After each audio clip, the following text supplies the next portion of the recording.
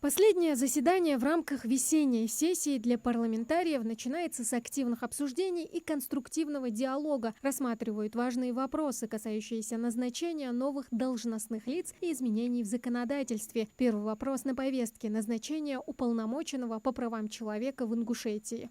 Кандидатура Цичоева Ибрагима Курейшевича была представлена в Народное собрание главой Республики Ингушетия. В установленном порядке она была направлена на согласование уполномоченного по правам человека Российской Федерации. Получено положительное заключение федерального омбудсмена, подтверждающее соответствие Ибрагима Курейшевича требованиям, предъявляемым к данной должности. Прошу вас поддержать кандидатуру Ибрагима Курейшевича на должность уполномоченного по правам человека Республики Ингушетия. Кто возглавит аппарат уполномоченного по правам человека, определяют тайным голосованием. За или против представленных кандидатов депутаты высказались в бюллетенях сразу после подсчета голосов и оглашения результатов. На этой должности утверждают Ибрагима Цичоева. Число голосов подано за кандидата Цичоева Ибрагима Курейшевича за 22, против 3.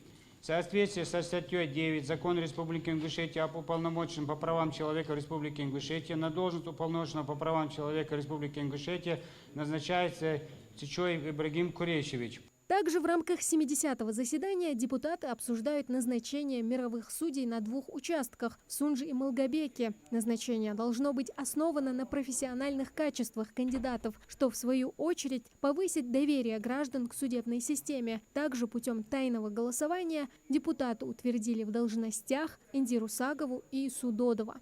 В соответствии со статьями 11-12 Закона Республики Ингушетия о мировых судьях Республики Ингушетия и статьей 51 Регламент Народного собрания Республики Ингушетия на должность мирового судьи Республики Ингушетия судебного участка номер 2 назначается Додов Иса Дресович. На должность мирового судьи Республики Ингушетия судебного участка номер 16 назначается Сагова Индира Муратовна. Большое внимание депутаты уделили проектам федеральных законов, направленных на улучшение условий содержания домашних животных и регулирование обращения с бездомными животными. Также на повестке проект закона о ежемесячных выплатах лицам, занятым ведением домашнего хозяйства. Подводя итоги работы законодательного органа в период весенней сессии, Магомед Тумгоев зачитал отчет о проделанной работе. С января по июнь текущего года Народным собранием Ингушетии проведено 9 заседаний парламента, 23 заседания Совета Народного собрания, принято 33 закона и 166 постановлений.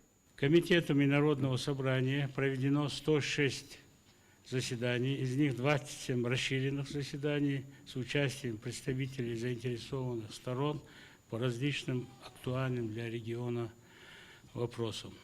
Заслушан ежегодный отчет главы Республики Ингушетия о результатах деятельности правительства Республики Ингушетия за 2024 год, в том числе по вопросам, поставленным Народным собранием Республики Ингушетия.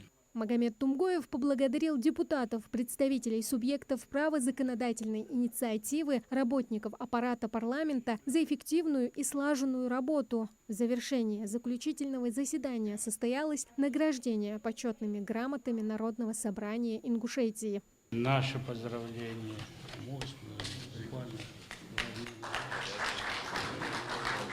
Тамара Хашагульгова, Мухаммад Яндиев, Магаз 24.